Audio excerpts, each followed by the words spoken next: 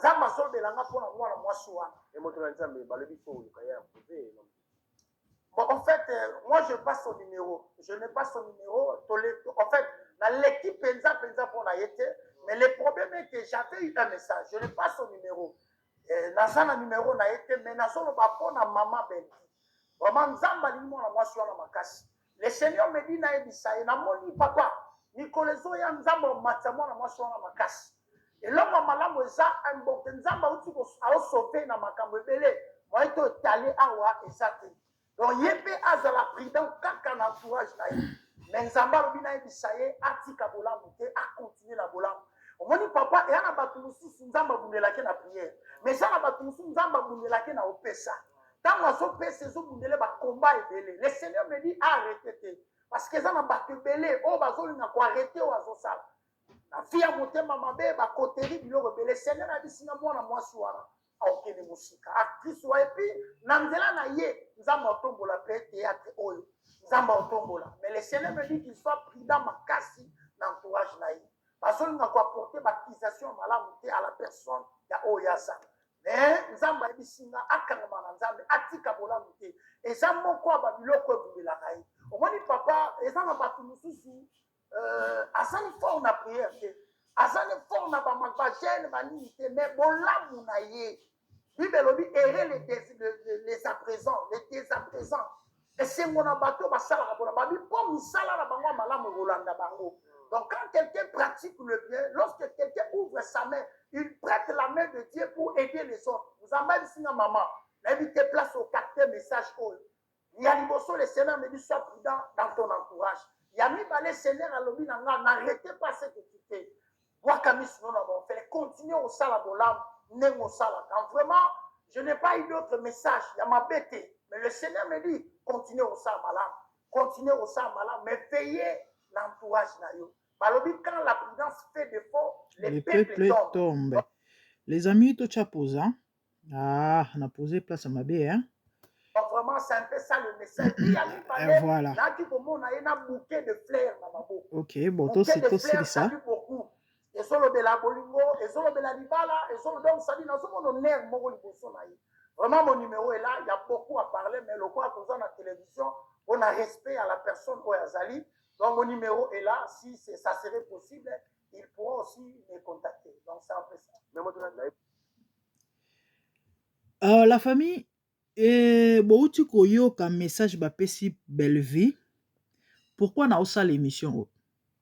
Il y a un message moi ça peut paraître quand boyoki ngwana ali marote osala bola munzamba lingia eza ngwa ba message mikolo ba message mingi na ba message ba mawa et moto kokufa eza plus biloko ba bazo sepela ba yoka parce que so to yoki lelo so et comme so yoki prophète moi apesi message to pe prophétie pour na songolo bande jo banga moto zo kufa mais à belle vie ba uti ko lobake et alembate message clé ezake alemba osa bolamu te bolamu ezo bundela et puis à cause de bolamu wana nzambe aotombola bandeko libéralité premièrement ezalaka likabo bomoni kokaba kopesa ezana kokaba ya normal mutu mo wa boso osenya opia na ye mais ezana bakokaba mususu o ezane te ba jara ba belle vie oyo ezalaka don babenga ko don ya libéralité.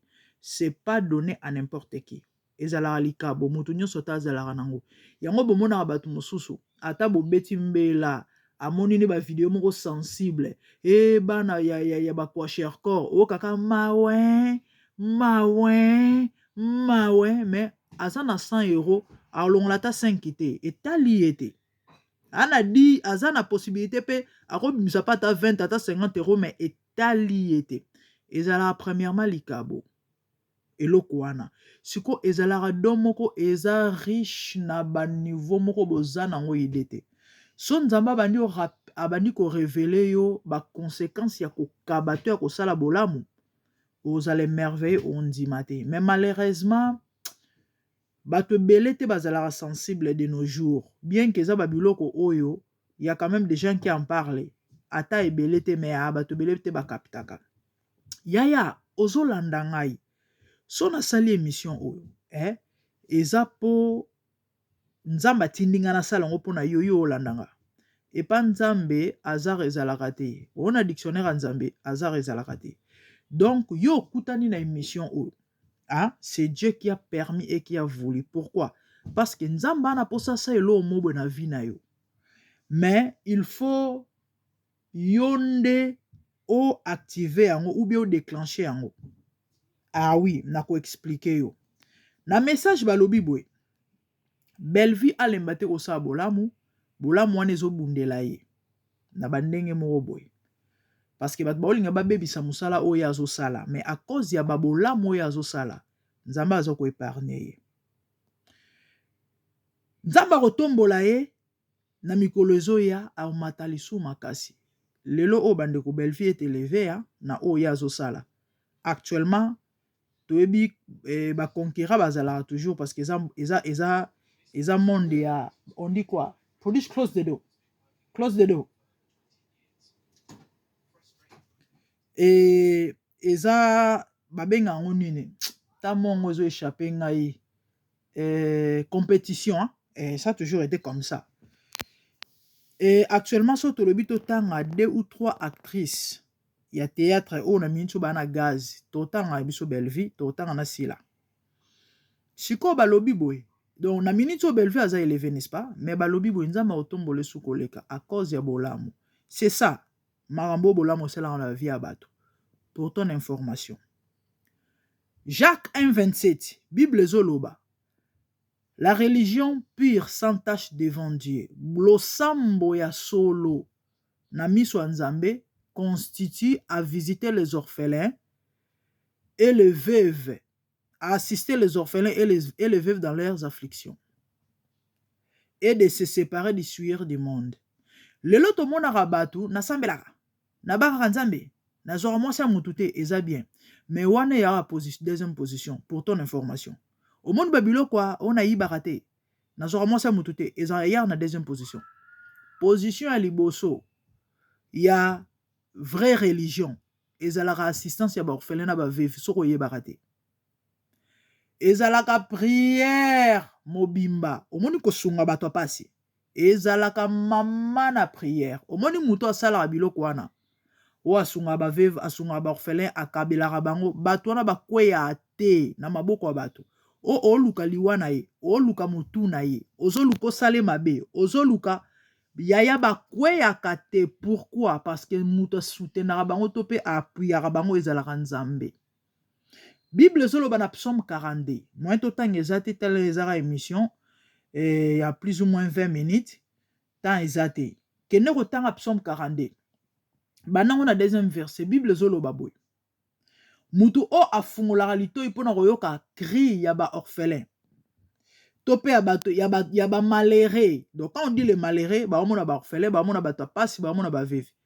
Bible zoloba yepe mukolo akoganga nzamba koyoka ye. Et suki wana te. Bible zoloba boy. Nzamba ko préserver na maladie. Nzamba ko préserver na kufa. Nzamba ko pesa ye. En fait, mutu o asunga bato pasi bandeko na ngai. Particulièrement ba veuve na ba orphelin, bato wana ba pambwa maka et puis bazala na protection moko particulier ou encore spécial na part nzambe. Bandeko tato alobi elo moko alobi boye yana bato mususu prière mute bundelake meza bato mususu bolamu mute bundelake. Moi qui vous parle ni tete ko sala bolamu ta musunde to yebana te o. Oui, kande bozoka na zobisa bino nde to yebana te.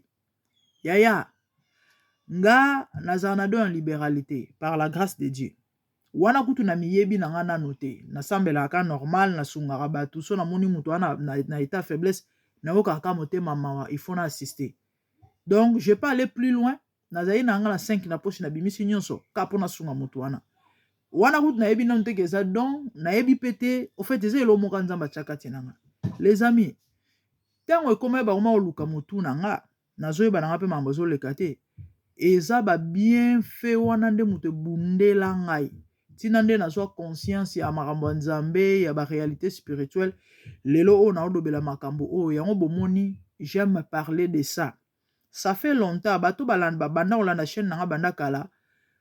Boyebi presque chaque mois to banda okotsaka ba vidéo ya ya ba action to bando sala na ba social na ba orphelinat parce que na bando sala ngo chaque mois o katoleki na orphelinat to tiki mois sac ya loso to tiki secret to tiki et to kendo hôpital surtout ba période ba confinement wana de ba 2020 wana tito kota 2021 en tout cas na sala musala monena ko sakana te to kenda ko bimisa basi na ba hôpital na ba Congo wana baso bakangaka wana oka na mbongo ofuta te bakangi mbala liboso na mona na vie nanga to bimisa mwana mwasi moko asala 4 ans na hôpital ba vidéo wana eza na chaîne nanga ça date de plus ou moins une année so luki na ba vidéo ya ba un an passé na chaîne nanga au mona ba l'écrit des pauvres au mona ba vidéo ebele ya ba action sociale to sala bandeko mwana sala 4 ans na hôpital abotami wana koli wana abima libanda hôpital te kana kati ya cour wana sakanaka wana mbongo ofuta ezala te na hôpital baser tofuta bambongo tobimisa mwana wana tobimisa na babala misusu topesa bango quelque chose na maboko baparent na bango donc bamona ondire nzambe auti likolo akiti na se bandeko na ngai so nasali video oyo eza mpona lobelaka Bellevie te eza premièrement mpona koencourage ndeko na biso Bellevie kopambola nzambe pour sa vie et puis mpona koloba na yo moto ozolanda ngai tu as un problème osambeli mingi ozoyeba te solution kozwa wapi tala saisir malobo na oloba sikoyo poser acte moko foi tinda mo na Congo na orphelinat mo songolo ngana na ba numéro ba orphelinat belé soko za intéressé okokomela ngai bon ba vidéo na osa mikolo yo tozo monter yango te donc bo constater ba numéro ezate nazozwa image nazo na chaîne songolo mais na ba émission na nga bato balanda ba vidéo na nga ba émission na nga ba yebi numéro na nga eza toujours affiché talaka na ba émission na omona numéro na nga so za na besoin numéro orphelinat mo songolo ou bien so lukika na YouTube bona ba orphelinat ebele yaya lukambo moko bien tinda na Congo basombela ba orphelinat ta sac ya loso na sacha secret omona mamnzamba osana vie na yo so na sala émission o eza nzamba tienga ngo aker parce que ana posa sa mutu mo bolamu parmi bato ba rolanda émission tu es au son de ma voix tu as un problème sérieux osambeli solution ezate ozoye bato bandela wapi poser acte à foi luka orphelinat moko songolo ou bien benga ngai na kopesa o numéro ya orphelinat moko songolo ou bien na Congo wana kende bimisa ta base mibale na hôpital o bakanga bambongo eza na pe ya ba gravité misusu okeleka nango $100 te obimisa ta basi mo mibale na hôpital omona mamnzamba kosala so oza mutu ya kotémoigner to ya kobomba secret te obenga biso lobaki no mama merci obenga nga mpenza remercier nga le Seigneur me met ça à cœur na lobango na mutu nyonso azolanda émission oyo soki opposé acte kozelisa te kozela te parce que so owumisi yango tu es là tu m'entends oyoki mpenza na motema no que c'est à toi que je parle kozela te sinon satana otya kilo na motema poser acte à foi omona eloko ni nzambe osala na vi na yo yaya bolamu ebundelaka mutu ya na roi moko na bible soki otangi na Daniel je crois na chapitre 2 so na bosani te ya na roi moko na bible asala tellement buzoba mabe ke kanda nzambe ezaki pre ekitela ye jugement ya nzambe alota ndoto baluki ndotologue donc mutu ana capacité ko expliquer to pe ko ndimbola bandoto Daniel aye alobi na ye roi otamboli mabe tala osali boye na miniti oyo jugement nzambe ezokitela yo po o éviter kanda wana ya nzambe se repentir et puis zwa bozwi pesa epa na babola omona nde kanda nzambe kosapeze mama yango bomonaka bato ebele oyo basalaka bamabe bomoni bato basalaka bamabe bato baza na baoccultisme bato basalaka bamakambo moko boye oyo ya malamu te boyebi biloko basalaka basalaka badon bomona bacharité bomonaka ya mingi ya bamindele ya minene bacharité bomonaka ya minene baoxfam banini bapartenaire na bango ezalaka bamultimillionnaire bamillionnaire bapede voire même de bato moko baprostitue bato moko bazala baentreprise na bango minene basalaka mamba mabe pourquoi basalaka badon wana basalaka badon wana pourquoi parce que bayebi ke bolamu ebundelaka mutu yango bomonaka bato ebele ya mabe bawumelaka na mokili pour votre information c'est vrai eza na des raisons bato mabe ba umelelaka. Moko ezalaka mawa nzambe, pourquoi? Parce que nzambe alinga babongwana. Mais faza mibale eza parce que baza bato ba yeba ba secret comment ko apaiser motema ya nzambe. Pour ton information, malheureusement et babiloko o ba chrétien et belé ba yebite, et pourtant ils sont censés à koyebango. Yango bo mona lelo bato belé ba sambela mais ba mona na bango lobo nzambe te. Pourquoi? Parce que ba chrétien belé ba yeba ba principe te ya kopambwama. Omoni pona kopambwama, pona kozwa principe à kozwa eza kopesa. So za muto libérera difficilement. Opesa kana pasi ozwa te. O se contenter no kala ba mieti na. Omoni mwa kayuno ke na wana bambongo no zwa wana ka ozo pota nango zo bunda nango ozo saba makambo na pasi tout ça osuka ka bongo. Mais soko lingi ozwa ofuluka to pe fulusama et déborder, tu dois apprendre à libérer. Yango moni Bible zo ba la proverbe que celui qui épargne à l'excès s'appauvrit, mais la main du diligent sera bénie. Tu sais, quand tu épargnes trop là, hein, Dieu ne te bénira pas. Mais quand tu libères, tant au fungoli le boko opesa, parce que au moins nous toi pesa le boko neza ko fungwama, hein, na laksabino attendez, bon mon le boko na ande zabo. So na libérer ton pesa na ofungola ngoboy. Mais so ina épargner eza ko kangama, c'est symbolique. Siko ndenge ko kangi loboko, ndenge po kangi mapamboli. Siko so fungoli loboko, o libéré, o zaki nango ekei do pesi moto. C'est-à-dire loboko no etikali ya kofungwa maboye. Donc, nzambe siko a remplacer, a oya atie, a boaki, atie loko na loboko na yo. C'est ce qui se passe. Eza spirituel, eza symbolique. Mama, so muto aloni abukaka. Yango moni Bible zoloba, esengo ya kopesa eleki ya kozwa. Pourquoi? Mutu oyo ba opesa ye, eza neti ba okotso nyongo. Mais par contre, mutu azo pesa, yende mutu azo kotisa nyongo. Donc, eza loi ya sema ina ya moisson. Siko na domaine na kopesa ezalaka nde nini. Soko kabeli mutu 10 livres, ozwa 10 livres te en retour. Et neti mutu akelona nkona, grain, semence, tout ce que vous voulez. Nga bakoko na nga basala bilanga. Na lona pe, na yebi comment ça fonctionne. Bato ba mona ndenge ba sema ekola ba yebi makambo. So loni mbuma moko nguba, obuka mbuma moko jamais. Obuko centuple. Omoni grain moko ka ya nguba, mbuma moko nguba. So timoli mabelo bwaki yango na kati. Eke boti ekoli ngube ekoli.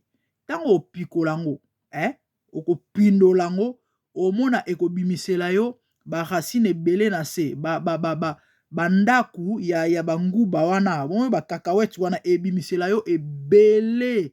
Ta musu 10, ta mususu ça dépend. Sikoyo soko pasoli ba nini wana na kati omona banguba eza na kati. Siko imaginer wa déjà soki na plus de 20, siko faut pasola na kati ebimisela combien de nguba. C'est comme ça. Soko loni moko obuka moko te. Obuke belé.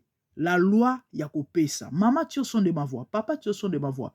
Opesa difficilement ou encore opesa raté parce que ça na batu mususu akaba so ba sengi za opesa na été. Bon, c'est tout à fait normal tam so yeba kité. Mais moi je te conseille, yaya, na opeso secret. Soko zui yango, soko appliquer yango, ndimela ngai olela asute na vie. Na bandenge moko boy. Nzamba obundelo bitumba mususu oyo yo yebi ni mutuni makolo. Chaque fin à mois. Ozo kango salaka. Il faut yeba ke na nyonso nzamba tiaka na maboko ya moto. Para nzambe ezalaka. Para orphelin ezalaka. Par na yo ezalaka. Pour ton information. So ba futi yo. Longola para nzambe. Longola para orphelin. Oyo kotika la ya yo. Tant ba olo ba para orphelin. To ya nzambe yana ngo ba million te. Admettons 100 euros. 10 000 na onka 10 euros. Belete. Eza belata mukete même pas linzaka. 10 000 ya 100 euros ya na onka 10 euros ya pamba. Olongoli 10 euros. Na oko tika la nango. Zo ata 10 euros. Ata 20. Ça dépend. Ata 10 problème te. Pesa rango ba na orphelina. Ou encore. Sombela rango biloko. Oke tika na orphelina. Ndeo na ngai. Omona mamnzamba osana vina yo. Okamwa. Finance no eza okangama. Meka ko appliquer yango. Opambola nzambe. Na yebi makambo na oloba. Tala nzamba selanga ba makambo moko bandeko nanga. Et puis, tant na oloba wana, ezaka te yango nzamba osalela yo. Nana ba témoignage et belé poto chité. Je vais donner pas mal de témoignages bandeko poto chité. Et par rapport à bakopesa. Na Bible eza na mwasi mona koma Dorcas Tabita. Kombo wana nazwa yango pour m'identifier à cette dame. Mon nom n'est pas Dorcas au papa bote apesa ngai ta na botama. Dorcas nazwa onka na bonzambe. Pourquoi? À cause na sepela na lolenga mwasi wana et na mona ike no j'ai son cœur. Bandeko Dorcas ase kwa likola bolamu. Azai mwasi mwa banoko sunga ba orphelin ba veuve. Tango akufi abanda kotonga bilamba ndo tongela bango ba bilamba tout ça ko kabela bango. Baya ebele bazolela ba entourage cercle balobi jamais Dorcas akokufa te. So Dorcas akufi biso to suka wapi. Bato mboka bakoka te bakenda koluka Pierre. Tango Pierre aye tellement zaye na grâce akota na chambre haute. Choix ezaki te fallait nza lole loba. Dorcas c'est quoi? Et ana bato ebele bande onanga likola bolamu. Ba c'est quoi? Moi qui vous parle à cause de bolamu, nzamba bundelanga ba bitumba a épargnanga don nazo ba prophétie bon kande tato apesi et uta de part et d'autre batu ba yebani te mama bolamu salaka tala ma munzamba sali continue yango bomoni ngande kona bino na lembate osa bolamu ba musulman bomonaka basalaka basadaka pourquoi parce que ba yebi makambo yo siko bo kiltiste nde ba oma profiter nango boka ba osunga bana na en même temps bazo sela bétoile na bango siko yo soko salengo na ndinga malamu nzamba opambola yo mama le seigneur m'a mis à cœur na sa émission opona yo papa yo landingai pose un acte au mona nzamba osela yo ozana besoin promotion wana besoin musala wana besoin lobiko et ozobela minganga bazo solution ezate et je sais pas tout ce que tu as comme problème, sans exception. Bondela, loba na nzambe, à cause de malobo na yoki, semence na nga yango, na opesa na orphelina songolo, na reposer acte na osa eloko songolo, kolo kanisa ngai, omona ma nzamba osala.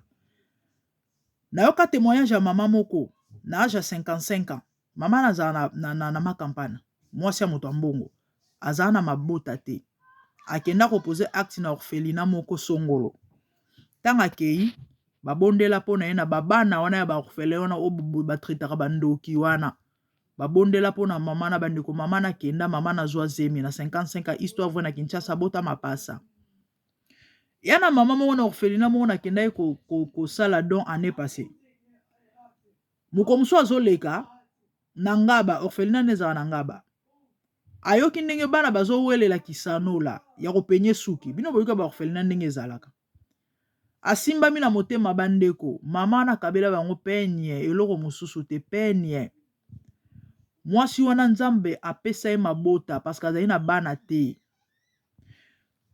oko poser acte mosusu oza mokie me nzambe atala disposition motema bible ezoloba mutu oyo akopesa ba oyo yanga anefiske kopo ya mai kopo ka ya mai kopo ya mai parce que baza yanga nga nzambe na osa mutu wana bolamu oza na récompense te yaya nakomi nanga na suka bolamu ebundelaka mutu bouta komona Bellevue asalaki don na orphelinat pardon na école mama Kalunga et puis na orphelinat ça marche orphelinat mama Chantal nasalaki émission ekotaki yerawa orphelinat nanga pe na sunga bango nayebi bango baza vraiment na bosenga mwana moko aza na kombo na ye merveille so na bosani te merveille ou Déborah je crois merveille bandeko mwana ana babwaka eka po aza aveugle une très jolie fille ba vidéo eza pe na chaîne na ngai mais bato tellement bazana bango insensible na ba makambo oyo po ba opérer il faut akende Maroc esenga $10,000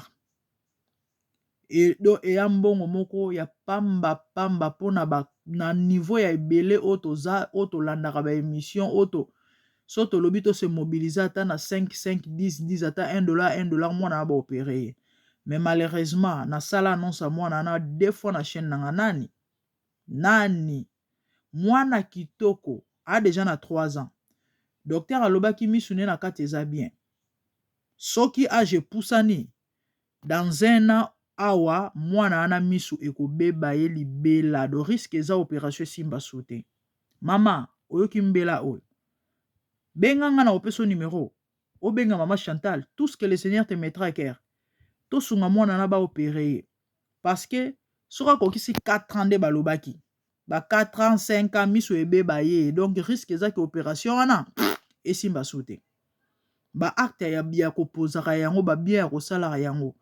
Moi si j'avais la possibilité ya kozwa mwana na en charge nanga nabimisa mbongo nasala yango mais hey, bino boyebi bato mpe bazala na motema ngo kosunga ata mosu kozwa ezalaka mpe na pasi mais nzambe ayebi nde mo apambolaka bato.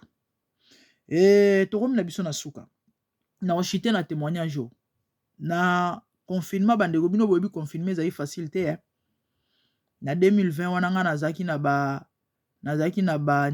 ba agence mibale nabenga yango bongo ba agence ba compagnie moko mibale ya ba crédit na bando devoir mbongo nazalaki na nyongwa 3000 na ndambu na chaque nini compagnie parce que moko bapesa ngai crédit ya 10 000 livres et fallait mbongo sila na décembre 2020 na banda pe kofuta bien ekoma na ba moment moko ekomi pema milimo ko defa oso ese kangi obi defa na compagnie ya mibale wana nazwaka yango après wana bapesa na bango kutunga mbongo ebele penza te mais tellement pourcentage na bango ezali kolo ekomelenga singa na kingo bandeko bino boyebi confinement ezalaki moto awa donc ezalaki facile te bato baperda bamisala bato base retrouva par terre donc mambo ebele les amis na trouva faveur moko oyo ke nabosanaka témoignage na kobosana yango te vi nanga mobimba donc oyo kapenza oyo bible ezoloba emata na motema te emata na makanisi te.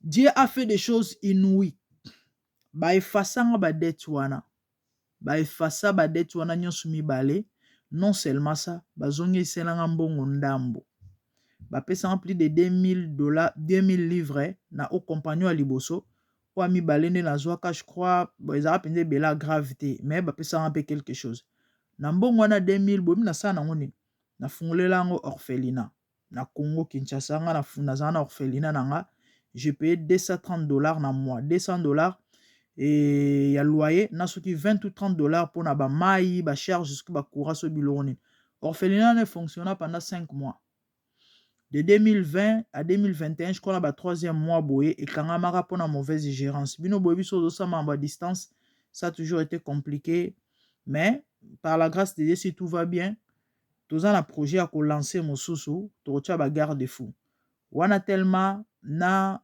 koyeba makambo penza trop te et puis kosala makambo à distance mais bon tozongisaka lokumu na nzambe parce que eloko c'était Dieu qui m'avait mis ça à cœur j'avais plus de 20 enfants on a bandaki ko nourrir na yebi bango te na yebi ba famille na bango te kotia bango ba classe to futaki pa ba minerval à ba premier trimestre mais orphelinat kangama bien que salanga pasi mais bon nzamba zo lokumu nzamba va pouvoir tozwa mbongo tofungola mosusu yaya kota na vision o nzamba opambolo oza na Angleterre tu es touché tu sens que on contribuer nga na sala yango de temps à autre ou bien omoni que non otindela biso contribution na yo ata ya moke ya ebele te tout fait nombre et l'union fait la force so oza na 10 na ozangisa na 10 to 20 nanga et permettre sombela bana ta saki ya loso chaque mois to bando sala yango ba preuve bando zala to bando otindelo ba preuve ya ba image ya musala o tozo sala to komi na biso na suka c'était ça pona lelo abonnez-vous yo s'abonner na nouté partagez surtout oebite nani okosunga na nzela ya video oyo na silisi na koloba boye émission o nzamba tienga cœur na sala ngo pona yo olandi et pas nzamba azar ezalaka te.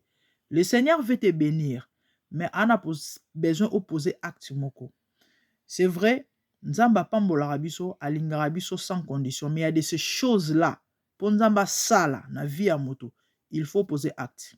Ouais, il y a de ces choses là nzamba asala yango kate boye il faut yonde okende ko provoquer yango si tu provoques Dieu se manifeste mais si tu ne fais rien désolé ezalaka ndengwana donc pona lelo to suki ya ebela mingi koloba ezali mais par la grâce de Dieu peut-être to fungwa masusu prochainement que le Seigneur vous bénisse. Merci beaucoup, à plus.